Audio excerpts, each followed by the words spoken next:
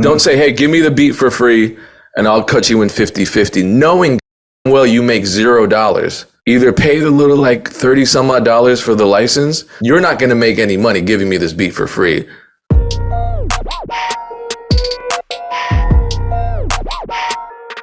Good morning. What's going down? It's DJ Payne 1. I'm here with my friends Erinn Knight and Dame Rudder.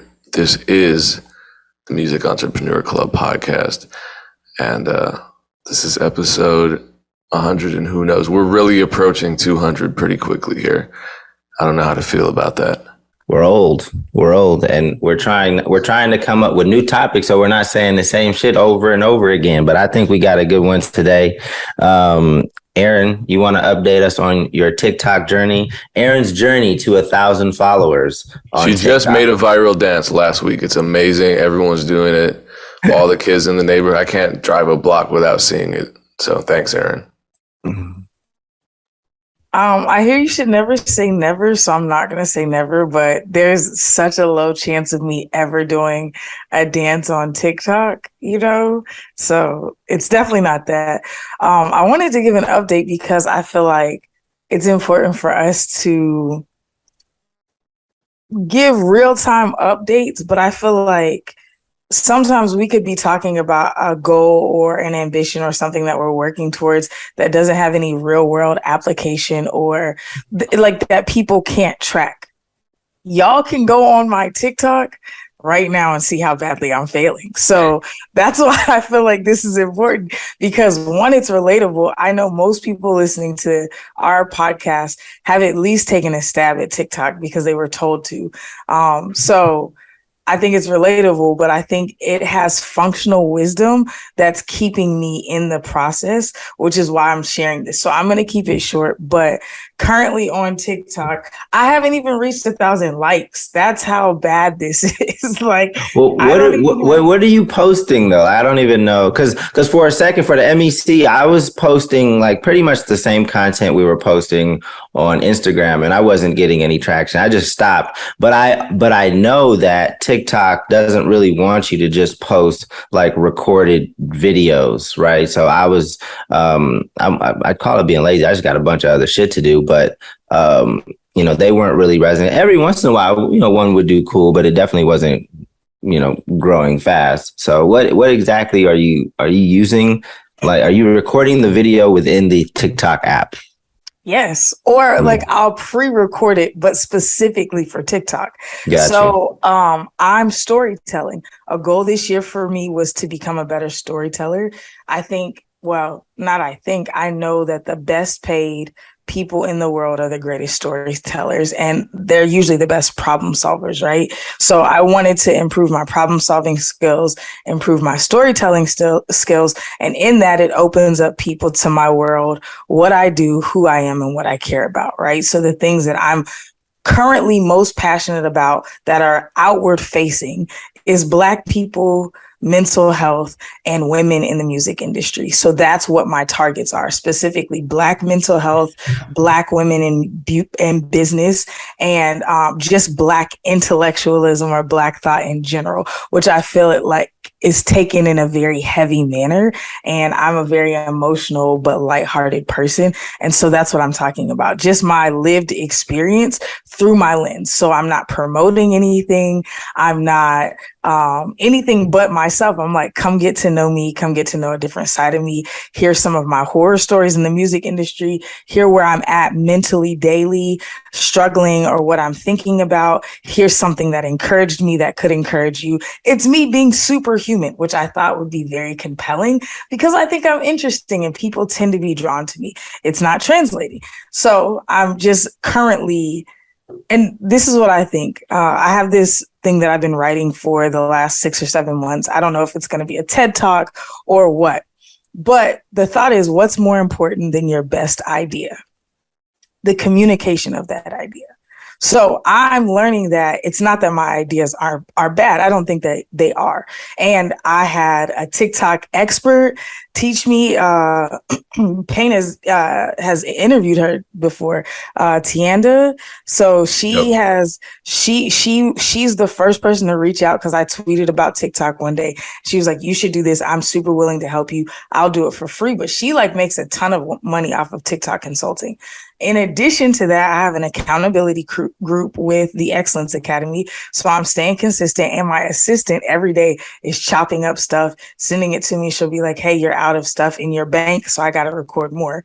And then 3, I also was doing calls with TikTok, like actual TikTok. One of my new clients has a friend who's, I'm not going to reveal her position, but like really high up in TikTok. And she was giving us office hours to give him game about stuff. She was giving us all these templates, ideas, whatever. So this isn't folly coming from somebody who just saw one person take off. I also manage over 12 accounts. Do you know what I'm saying? Like, we're related to over 12 good accounts on TikTok. So it's not ignorance, it's just inexperience. So I'm working on developing an appetite for what I have. I think I'm a unique person. People don't know I exist. People don't know my page exists, even though people know who I am. So I'm just working through the basics. I think people think that just because you have somewhat of a platform or you're connected to certain people, that it's just easy. If I can do anything with this, it's a case study in the fact that no money or idea is bigger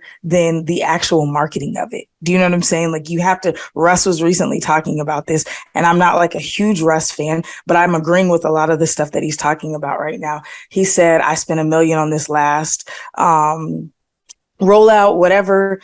He spent 700,000 on marketing and 300,000 on the music video. He said, but just because I spent the money doesn't guarantee a hit. He said, I've had viral songs that I spent nothing on become a hit, and I have songs that I spent a ton of money on go nowhere. So he said, it still matters that you care about it and you put your proper energy into it and you work it really well. So if this is anything right now in this part of the journey, I'm doubling down. As my executive coach said, embrace stasis. He was telling me that about other stuff, and I realized I need to embrace it here. So that means the continued state of inactivity, meaning I just got to get good at this. Even if nothing changes, I'm just going to keep getting more consistent. So that's my TikTok wrap up update. I'm going to keep giving y'all updates, but currently I'm at 121 followers. And I have 874 likes, and the likes is a significant bump because I had like maybe 200 likes the last time. So thank everybody, all 4 of you who came and followed me and started liking my videos. Shout out to TikTok. I'm going to beat you. My goal is 5,000 people on TikTok eventually. It was supposed to be within 6 months, but I don't know if that's going to happen now. 5,000 followers? Yeah, because I thought I was going to have 1,000 in 30 days, 5,000 in 6 months. That was the goal. Yeah, I don't even have. It can still happen quick. Brandman Sean shared something in his story. There's this artist, white dude. I think his name is Abel Hart. And I clicked through because I'm assuming that Brandman works with him and has helped him be successful on TikTok. And the TikTok has translated to a lot of streams on his latest song. It is a catchy song, but he also is doing this funky little dance. The dude is fit, so I'm sure that women like him. He has his shirt off, and he's doing the same dance in like hella video. That's the thing. Like, on TikTok, you might post something, it might not get anything, but like you keep like driving your point home. If you feel like you got something catchy, or if you feel like you got something interesting, like keep posting it. And I went to his page, and now he has like 200,000 fans. The song is up at like 600,000 streams. It is a catchy. It is I haven't heard the whole song. I just clicked on his TikTok. It is a catchy little tune, but it can happen fast. So I don't. You could just be like 10 followers, 12 followers, 20 followers, and all of a sudden 1,000 followers. Once you have that video, do you feel like you're too broad with your top? Like, could you really hone in on something specific that you come to your page for first and then maybe broaden out? Do you think you're too broad in I haven't seen your videos. Maybe they're very specific about They could be too broad, and maybe they need to be focused on tactics and tools. But I don't want to do that. I just want to feel. And I want people to be like, do you know what I'm saying? Because it's like everybody's a freaking expert on like coping with mental disorders or Right. processing trauma as a Black woman in the I don't know how to. I don't know. That's what my page is about. Why is there a care group for this? Also, like who's gonna teach me how to, you know what I'm saying? That's what it is. So I don't know, maybe it needs more honing or structure, but it's really just me. I don't want to say bleeding on the internet because I'm not recording videos of myself crying and uploading those. But it's me being real about where I am mentally, but also asking questions and thinking through life, or like just talking myself through things sometimes, but maybe I'm down if somebody wants to help me. That's why I keep talking about it. I feel like either it's going to promote it or somebody's going to help me. Either way, I'm only going to win if I keep telling people I need help. So any help you want to give me, but also don't be like the people on Instagram who came to give me all of these, you should do this, this, and this. And I'm like, well, do you have a TikTok? And they're like, no, or yeah, but this is what happened. And you have connections. And I'm like, no, just do the work. So if you've done the work, and don't tell me about the viral success of your artist, because again, I have artists who are doing really well on TikTok. I need you to tell me that you have started a TikTok, you have told your story, and you have these benefits. That's why I listened to Tiana. She was giving all these people results, and then she got on and did it herself. So for me, I don't need it to be millions upon billions. Do you have 2,000 followers? How long did it take you to get there? How consistent are you? These are things that can help me. So that's actually a gem right there, just in terms of like being vocal about what you're doing, because you never know who's listening and who might be able to help. Not to say you have to say everything that you're doing, but there's a benefit of just being vocal and transparent, because you never know who's watching or listening. Like, I think there was a cat, and I can't even remember his name, and that's all bad. But like, I think I mentioned that my mic had broke or whatever, and somebody reached out and said, "Hey, Dame, you need a mic?" Like, and he sent me a mic. You just never know who's out there and who might want to help. Just don't trick yourself into thinking like you deserve help and that people should help. Just be open about your journey, and people might resonate with what you're doing, or, might see like the potential star in you and might want to invest their time and potentially money in what you're doing to get you to where you need to be. So I think it's dope that you're just being open about the journey and what you're doing, because you've had some people that reached out early. Wasn't your expectation, but they reached out, and now you're getting support from people that actually get paid to do this, and you're getting it for free. So I think that's a gem right there. And I'll just say this as a caveat to that. I have another artist that is in the Excellence Academy, Biddle.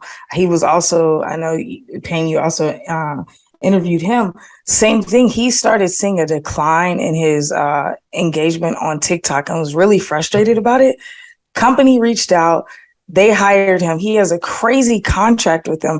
They were like, we don't care about your numbers. We need somebody to do this for our page. So they were like, we just need the consistency. We already have people looking, but we know nothing about the digital era. So that's another reason that I keep talking, because again, I'm not trying to be a famous TikToker. I'm a communicator and an educator for a living, right? So if I can just have a proof of concept and a data bank where somebody can say, I like her personality. Okay, on the MEC, she's teaching. When it comes to build your own dreams, she's running the company. But on TikTok, she's superhuman. I love that about her. Let's make her a target partner for the. I'm not looking to grow my TikTok. That's not my ultimate goal. My ultimate goal is to be impactful. So if I get to skip steps and my TikTok never takes off, or it takes off after I get a major brand partnership, I know that my goals are for my ability to communicate and my connections to grow. So it's not solely focused on TikTok, but right now, because I don't know when those things are going to happen and I need a catalyst, I'm going to just build my numbers. But kudos to you then. Thank you. That was helpful in even understanding what I'm doing right now. Dope. So I have a question for you guys. It's my topic for today. I want to pose it to Payne first, and then I want to pose the same question to you, Erinn. So, because there was a while, and there still are a lot of companies that are looking to buy catalogs, looking to purchase the masters from artists, big artists, independent artists. But there are a lot of companies out there that are willing to do this. And some of the artists that I've come across have done this, and they've sold their catalog for a 10x multiple, meaning, if their catalog grossed 100,000 in the past year, the company paid them 10 times that to sell their masters outright, like not a license, not reverting back. They're gone for good. So for you, Payne, if you the music that you own, let's just say you're at where you're at right now in your career, and let's just assume that your catalog grossed $100,000. Are you selling right now for $1 million? How are you thinking through this? How long have I been doing this? You're where you're at right now. All right, so I've been doing it for a long time. Would $1 million change my life after taxes? Wouldn't be $1 million. No, the question for you can't be $1 million. The question for you has to be 10 times what you made last year. No, so we're not getting into, we're assuming that Payne made 100,000. Like, okay. I think that changes though, because that's why he says, where am I in my career? Because that for him changes. Because not to expose this man's pockets, but $1 million means way different to him than an artist who made the same metrics. Do you know what I'm saying? Because his catalog is so much deeper. Right. But okay, no, so that is a factor, but I don't want to get specific. I don't want Payne to try to reveal like what he's making. I want to give him a number, but I want to make it that he's been in the industry this long, and like this is where he's at. So Payne, are you selling? You grossed 100,000 last year. Are you selling for $1 million right now? You can continue to make music. And you'll own that going forward. But in terms of your catalog now, I mean, just know that, the tax thing is interesting, but like, just know that your money, 100,000, if you made 100,000 next year, that's going to be taxed too. So, I mean, it might be a higher tax rate, but we're also looking at the time value of money. But taxes on $1 million is different, but you could structure it as an acquisition instead of them buying you out so you can get over some of that. But anyways. But 100,000, if your catalog made 100,000 next year, 100,000 in a year is less valuable than 100,000 right now. So that's a good point. I think looking at, there are just so many factors. I'll just explain what I would be thinking in my head, because that's exactly what I want you to do. What are the factors that you're considering? Well, number one, what is the deal? What are the terms? What's the? I told you what the deal is. I'm giving you $1 million. Your master's gone. That's the deal. They own everything. They just take over for $1 million. Here's your check. Yeah. They might as well be the new DJ Payne one, because all the back stuff is theirs. Yeah. Okay. Then here's what I'm thinking then. Can I negotiate if I'm selling my masters for $1 million? I could probably get a publishing deal for at least half or a third of that. So can I do that? Okay, now that's more money. Now that's like a full solid $1 million even after taxes. So that starts to feel a little better. Also, in terms of just my own trajectory, what I'm going to consider too is, where was I last year? If I was at 100,000 last year and 100,000 the year prior, I might just take it. I'll probably be at like 75% yes. If, however, last year I was at 30,000, then I might not, because I'm looking at my own growth and there's no ceiling on it. And not having a ceiling, it's a risk, but not having a ceiling means next year I could, at that same rate, I could hit 300,000. And then the following year, if I'm on that trajectory, now it's a game of summaries, and it's a game of growth, and it's a game of betting on yourself. So again, it's a risk. No matter what, it's a risk. because you're either betting on yourself or against yourself. If you take the million, you're betting against yourself. If you don't take the million, you're betting on yourself. And either of those scenarios is kind of scary. I don't think you can say that. No, I don't. If you take the million, I don't think you're betting against it. Maybe you're betting.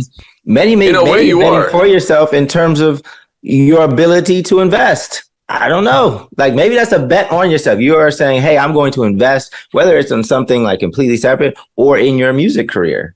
Maybe. Well, actually, there are two ways to look at it. You're either betting on yourself in the sense that you're betting you can always just make more music that's as financially viable as what you just sold for $1 million, or you're betting against yourself in the sense that you're saying, well, if I do it by myself, I don't think I can break that $1 million ceiling. So it's complicated. I think it just depends on your plans. Like whatever your plans are for that money, you could be really betting on yourself, like by taking the money. Right, you really could be betting on yourself by taking the money if you plan on if you're saying, okay, if I get a lump sum now, I could really go crazy in the next year, 2 years, 3 years, 5 years, whatever. I could buy a lot of YouTube views and fake followers with that money. You could be like, homie, what's that cat that went to jail that we talked about a long time ago? Oh God, Chris something or other. I don't know. Anyway, all right. So are you thinking? Do you need to ask any more questions? Are you thinking through anything? Is there anything else that you would need to consider before you make this? Before we pass it to Erinn to see if she's taking. I'm sure. I mean, this isn't this kind of decision you make in 120 seconds, but I'm like 70% yes on it. Okay, paying 70% yes. Erinn, you taking the money? Immediately. What? Because here's my thought process. I'm thinking same as Payne. They said own the masters. I'm keeping the publishing. So if you do really well at blowing up the songs, say you're getting all these licensing agreements, that means my pub is going up, but I already have $1 million guaranteed. Music is so fickle. Even if I made 10K last year and 100K this year, I could make $1 million next year or 0 next year. So for me, if you're telling me I'm buying this catalog and I know that I'm the value, not my music. The reason that catalogs are important are for legacy when you're no longer here. But if I'm the value and I can keep creating and still own my publishing, that's the best record deal that there is. Because what record deals are, they take your masters and part of your publishing a lot of times, and they give you $1 million, but then you have to pay them back. Like if you're in a 80-20 deal, you got to pay them back 5 times before you even start getting a split, and they still take that forever. This is a great deal. I would advise if an independent artist came to me and asked if they should do it, I say, yeah. And again, but you got to have self-control. You got to have some wisdom. My assumption is that if you made $100,000 off your music, you can't be a complete idiot, even if you don't know the direction that you're going in. Don't go buy like expensive stuff. Go do one nice thing for yourself or set a budget. I'm going to spend 10% of this on me. Figure out what your actual goal is. If your goal is to be rich, don't start spending money. Go invest it in something. If your goal is to be a huge star, go invest it in the right team, whatever. But yeah, for me, I'm currently trying to figure out how to turn myself into an NFT where people can invest in me and get future earnings on a limited number of the things that I participate in, right? Like I'm currently trying to figure that out, like in the real world. So the idea of an artist being able to sell their masters, especially an independent, smaller artist, sell their masters to have income immediately, to me sounds like what the future of music is going to be. I don't have a problem with people selling their masters. I'm pro intellectual property because I feel like you should get paid in accordance with what they're worth. If you've already proven that they're worth a massive amount and people still won't give you what you're worth, that's when I have a problem with this. So I'm not anti sell your masters. I'm pro getting the value for the intellectual property that you have created. So yeah, I would take the money immediately. Yeah. We'll have to talk about you turning yourself into an NFT at some point. That interesting. But yeah, I mean, the artist that I spoke to that did this, independent artist, been around for a minute. So it wasn't like I mean, I guess at any point these days you can be on a totally different growth trajectory, but he's a more seasoned independent artist. And I think at that point, like, your catalog doesn't just, I mean, unless something crazy happens, your catalog's typically gonna tail off, right? Like if you made 10,000 on a song this year, you might make 9,000 something next year, 8,000, unless you're doing something that like really blows you up again. Like if you've gotten to a point where you made 9,000, 10,000 on a song, like, you've probably been doing this for a minute.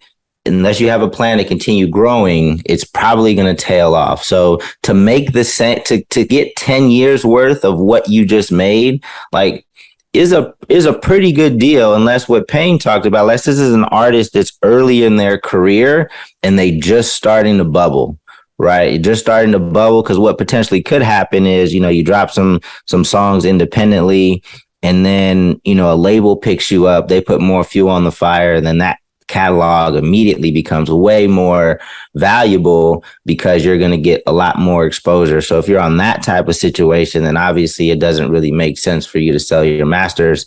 But some of the deals that I've been seeing have been pretty good deals. Like, I haven't really seen a situation where it's like, damn, you definitely shouldn't have done that.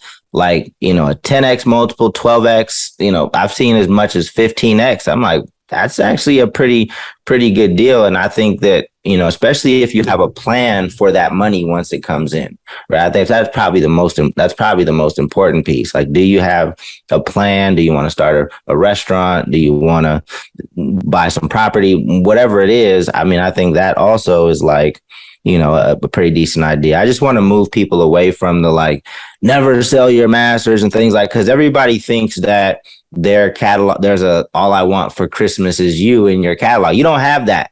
Like you don't have that. If you do have that, then Mariah Carey doesn't have that, and she's still making the money. Mariah Carey don't own that song. Like what? Yeah. So even if she only owned all of the publishing on that song, she's still sitting super pretty. Yeah. So, and here's the other thing that people talk about. There was the cat that owns fan base, Isaac Hayes or whatever. He was basically saying, people are crazy for selling their catalogs because he's looking at the trajectory of streaming. And I don't know what the number is, but even if subscribers double on Spotify, so he was drawing the conclusion that, hey, your money is going to double. No, it's not. Like that's not a complete analysis of what could potentially happen. Because if, obviously 60,000, 70,000 songs are getting uploaded a day. So even though more subscribers come on the platform, so does more music, right? So when people do these quick analyses on Twitter and things like that, we have to be smarter about how we think about things, because most times people are doing analyses to kind of position whatever they're doing better, to make it look like what they're doing is better. They're probably pitching something. So we have to be able to think through, these scenarios in a holistic way, because people have motives. People have different motives for what they're saying. So I think this is an interesting conversation. I think that a lot of artists are doing well selling their music. I know that, the conversation on Twitter has been like, never sell, pass these down to your kids. Like, for a lot of people's music, your kid's going to, your music is not going to be worth that much once your kids get older. That's just the. Oh yeah, my dad used to rap. He opened for Nas one time. I mean, it's just the truth. So I'm not going to call this young lady out, but there's a young lady who does really well in terms of followers on Instagram, but her music doesn't stream well at all. And she posted a picture of herself, giving a percentage of her publishing to a nephew or something like that. And I'm like, oh, that's cool that's why you have so many followers, because you think it's because you think, people think that you're moving like that. But it's like, I looked at your Spotify and you got 20,000 monthly listeners. You just gave your nephew 5 cents. but you got 10,000 likes out of it. So that's more valuable than the publishing that you just gave your nephew. Can I just do a quick aside with that? Because this to me is, if people would get out of their own way and be highly collaborative, right? So somebody like that needs to go to an artist who has really incredible music and has a bunch of streams, but doesn't have the social media presence. If they combine that, that's what our agency does. I have artists who are streaming that you've never heard about. I'm like, hey, let's work on your brand now. And they're like, yeah, but I make money on music. It's like, listen, you gonna forget about that music money when we get these brand partnership checks, right? Like, we just started working with a new artist. Before, like, literally we sent her the contract and I'm like, hey, by the way, let me know if everything's cool, because we already have a brand partnership for you. Like, I just need to send it to the lawyer or whatever. I can do so much more with a good brand than I can do with somebody who's even streaming well, to be honest, because there's a lot of people streaming well, but do you know what I'm saying? So I think that artists, if you have a bunch of followers, but you can't get your streams up, don't be that person who's an asshole. Like, don't have a chip on your shoulder. Go be part of a team. I think that people, especially a lot of solo entrepreneurs, we start out and we have to figure it out on our own. But I think the benefit of that is finding where our strengths are and then aligning with the team. If I would have not found my business partner, I would not be where I am even currently. But we just started working together. We haven't even reached our 2-year anniversary yet. I've made more money, more connections, had 2 years, right? Because we were both solo entrepreneurs and then we put it together. So artists, if you're looking at longevity, if you're looking at an investment, if you're looking at diversifying what you do, if you don't have $1 million where you can 10x, or somebody's offering you 10x, how can you go 10x somebody else and create a strategic partnership? I don't think that that's discussed enough in music. There's the traditional ones that's like, oh, well, if you're a producer and I'm an artist, or if we're an artist, we're going to be a collective. But what do you have that your homie doesn't have? What does your homie have that you don't have? What can y'all bring together? Is there a group of y'all? That's what the Excellence Academy, again, is about. Strategic partnerships. How can we think different, look different, find a way? There's plenty of people who have a lot of social media followers, but can't get a stream to save their life. There's also plenty of people who can stream like crazy, but really can't get their social media off. Work together, y'all. Payne, you realize the regular academy has still not gotten invited to the Excellence Academy. You realize that it's probably been about 10 episodes since we brought this up. Yeah, maybe we need to rebrand, because the All Right Academy just doesn't sound the same. The So-So Academy, the Academy, something like that. All right, cool. We can move past this. I would love to continue this topic in another episode, because this relates to so many things. Especially, I'm so curious to know if you were seeing catalog buyout deals rather than obligation deals. Is that something new? Like, it is.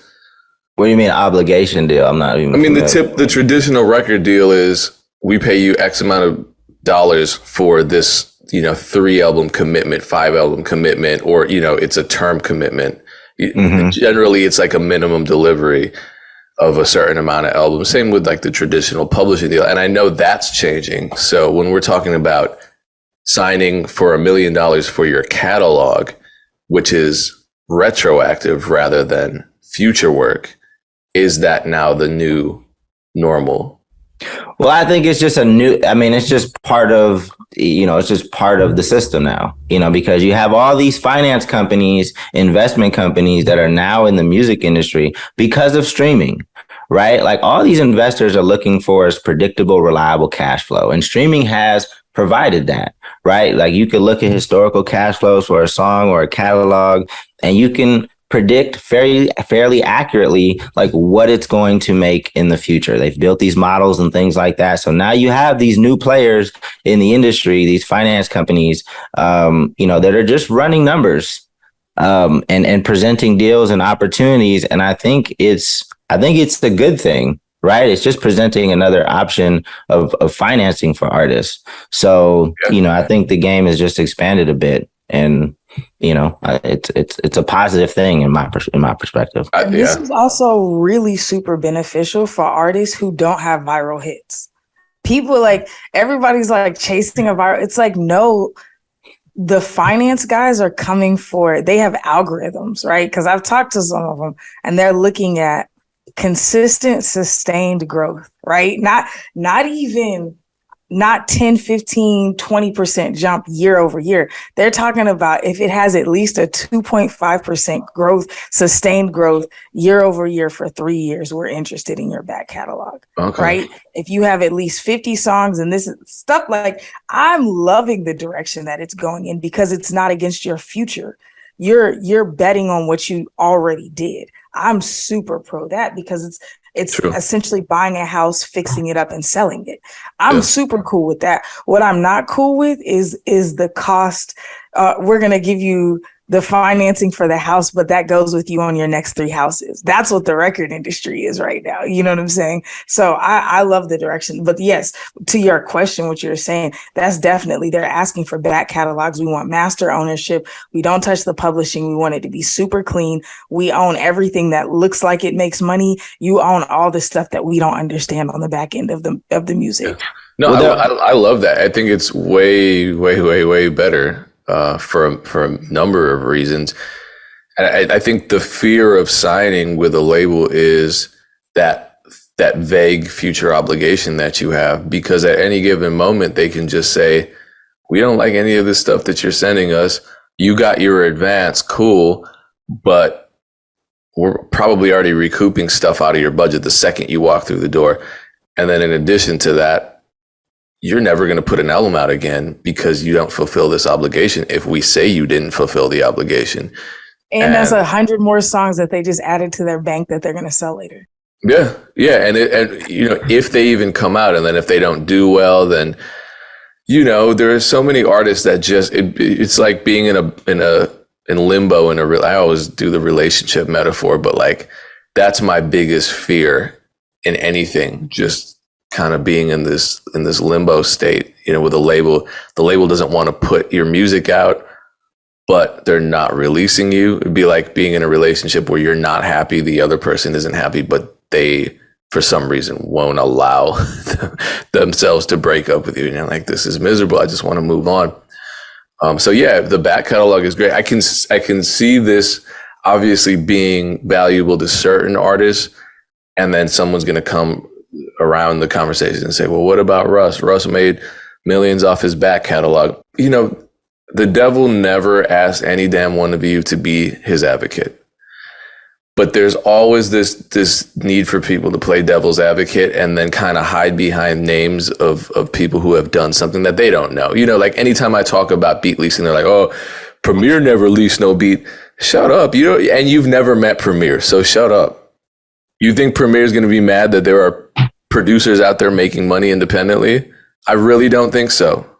Also, there's things about Russ that a lot of people don't know, and I'm not even saying anything shady, but it's the business. People don't know the business. I know company, it's not that he doesn't own his. I'm not saying that, but there's 2 or 3 things I could tell y'all right now that would blow your mind, but I feel like that's going to attract a type of energy that I don't need, and people in my direction asking for proof about things that I lived. But I know companies that he's worked with. It's not just he was in his basement rapping and then it blew up on SoundCloud and then he went overseas and then blew up in America, and you know what I'm saying? It's like, well, remember, this is all I needed to know about the music business was, not the music business. All I need to know about music business social media, in other words, the people that talk about the music business endlessly but don't live it.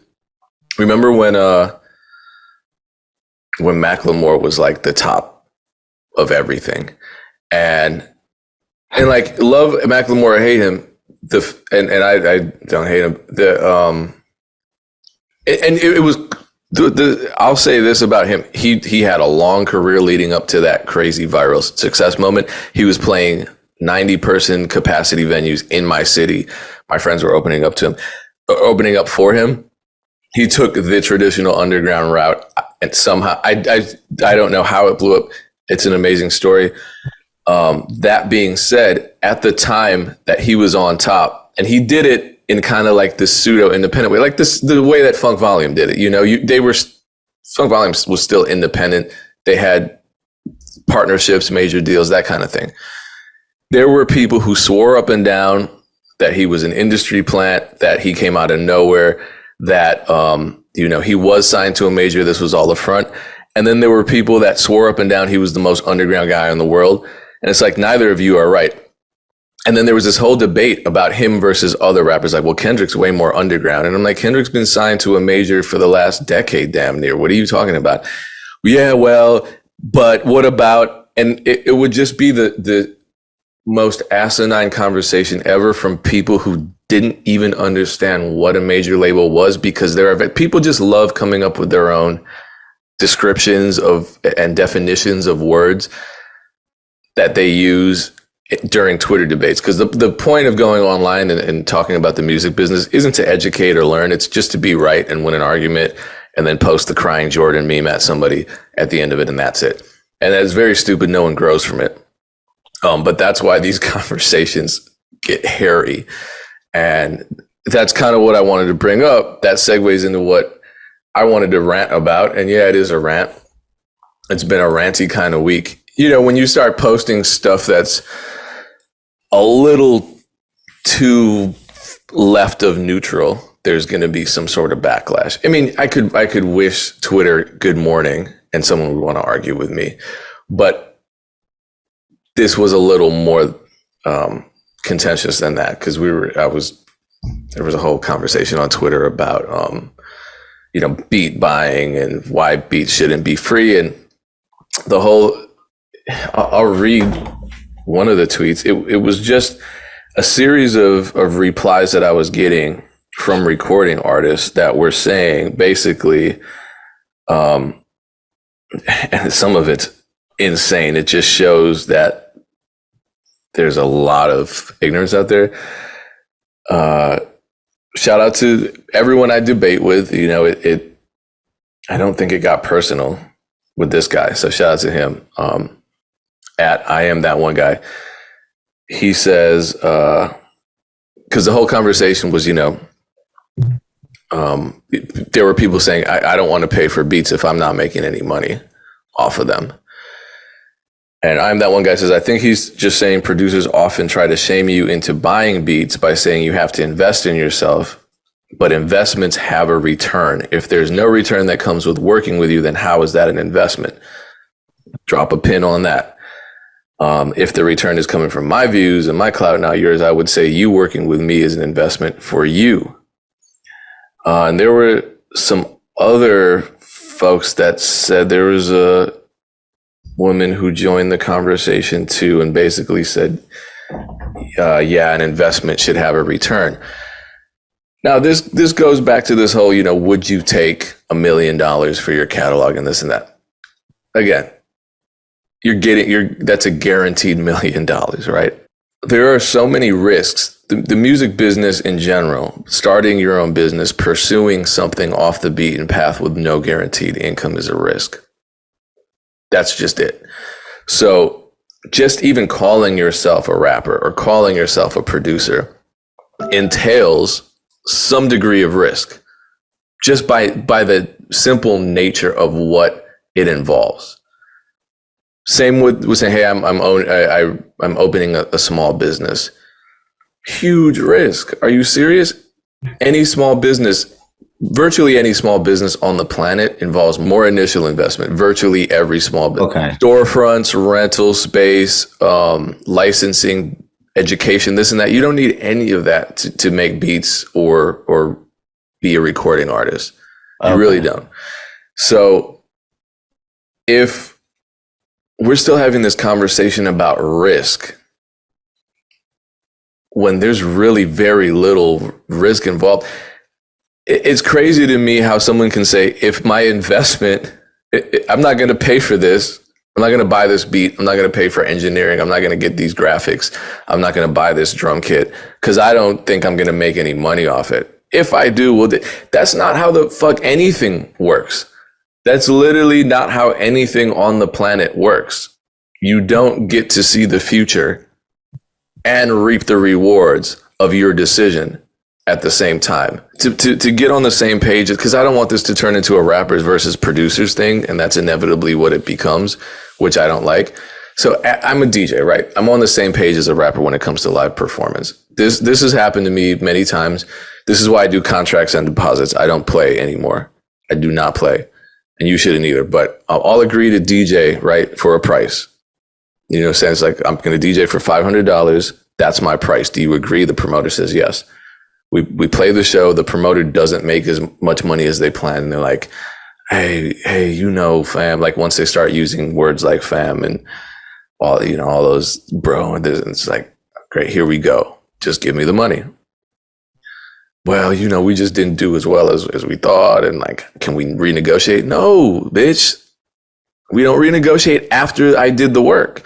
Your job was to promote. My job was to play. I played, you promoted. This is the money. Well, what? And some people might look at this scenario and say, well, what's the problem? The promoter didn't make that much money, so they don't owe you anything. Why are you being so greedy, Payne? But what if the promoter had made triple what they planned? They'd pocket all that money, and I'd get nothing more than the $500 that I agreed on. The promoter could walk away with an endless amount of money, endlessly more than I made. That's the investment. That's the risk. That's the gamble. Like, come on. That's the whole point of running a business. Why do I have to explain this to grown adults in 2022? And with the whole, you know, I don't want to pay for beats thing, you know, it's too much of an investment. Time and time. This is the conversation I'm not going to have. This is the conversation I'm not going to have when beats are dirt fucking cheap. This is the least anyone could invest in anything, which is a necessary component of a song. Why is that even up for debate right now? And it came from, and it goes back to the catalog conversation. It came from me just tweeting this. It was, and I get this all the time. We can talk about this later because we're running out of time, but it was the whole 50-50. I get in my stage of my career, multi-platinum, blah, blah, blah, who gives a fuck? But at this point in my career, and I've been doing this forever, you really can't finesse me if you're just some average sort of, you know, regular IQ type person. It's just not, I've seen it all. I've heard it all. I've made all those mistakes early on. You can't do it. The labels can't do it to me. You can't do it to me. But this whole like, just send me the free beat. I'm not going to pay for it, but I'll give you 50-50. What are your streams? 50-50 of what? What are your streams? You get 128 monthly listeners. You make nothing. How stupid do you think I am?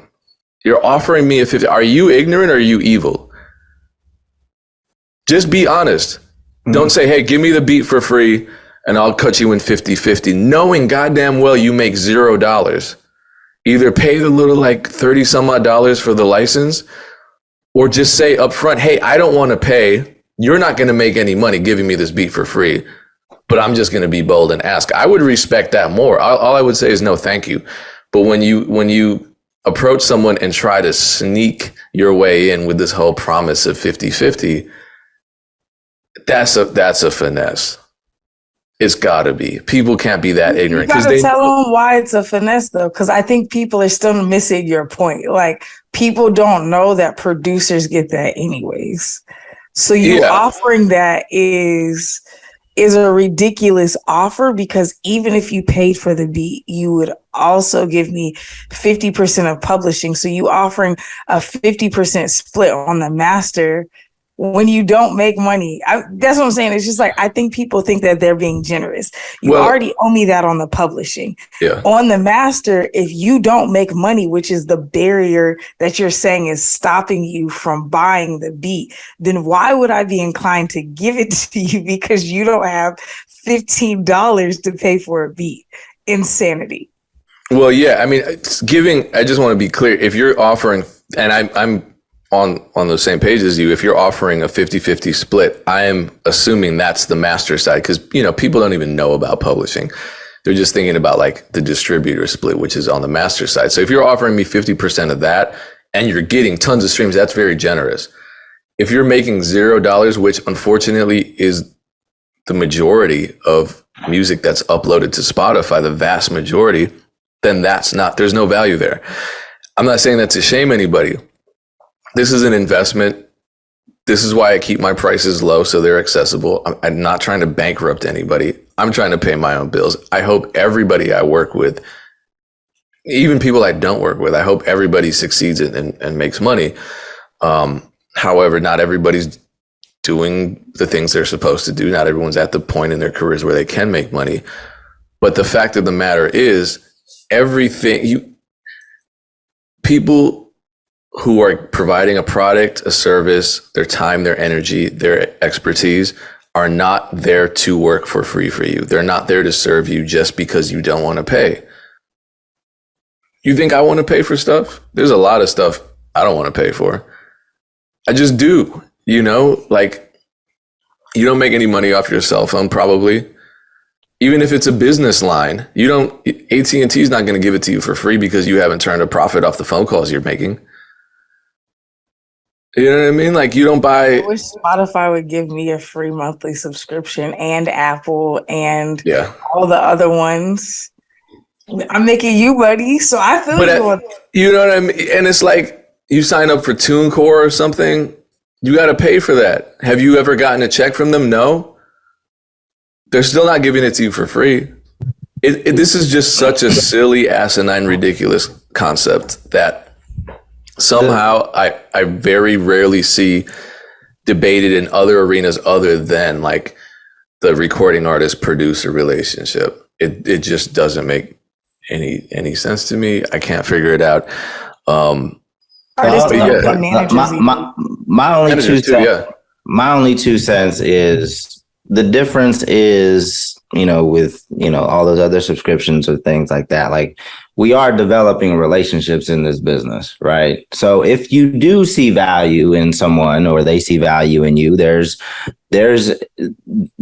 reason to give things for free, do things for the love. If you see value in the relationship, even your DJ example could be a good example, right? Like, we definitely, there have been artists I've worked with that have gone on tour and the show didn't do as well. And promoters do circle back to see if they can get a reduction or reduced rate. And sometimes we're like, hell no.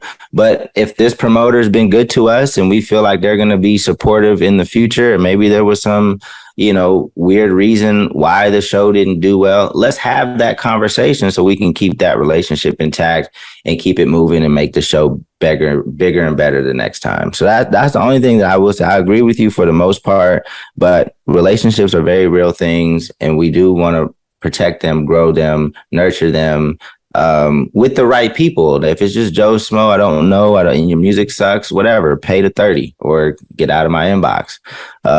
But relationships are a real thing, and they go both ways. So I would, with respect to the promoter situation, if you're the promoter and you're thinking about asking an artist to take a reduction because something went wrong in in what you had control over, then consider that relationship. I think it's really nuanced, especially when you're talking about that kind of thing where it's like, if you're already asking for either free stuff or you're kind of trying to renegotiate after the fact, now character comes into the conversation. You're like, well, is this a relationship that, prior to that, I thought this person was a solid relationship. It depends on the circumstances, of course. Right, like if you work with someone and everything's fine because, like a promoter, right? You played 3 or 4 shows with them, all sold out, they made a killing, and then the 5th show, they got lazy, they got comfortable, it didn't go well. Now they're like, hey, what's up? What do you do? This is one of those dilemmas. Do you save the relationship? Do you take the loss as an artist, or do you say, no, the promoter needs to save the relationship because we brought value to the table the last 3-4 events that went well. This wasn't our responsibility to ensure that this show was properly promoted. We got a performance fee, not a promotion fee. It's not easy. Yeah. All right. Well, this I think has been a good episode. Payne, we can wrap this up. Yeah, someone needs to play the Kelly Rowland and Nelly song "Dilemma" as we're outroing out. I'm not going to do it because I'll get a copyright claim, but just consider that. I think the music business is full of dilemmas and nuanced situations and pretty complicated social dynamics. So keep that in mind, and all the reason to join the Excellence Academy. Yep. So holla at Erinn.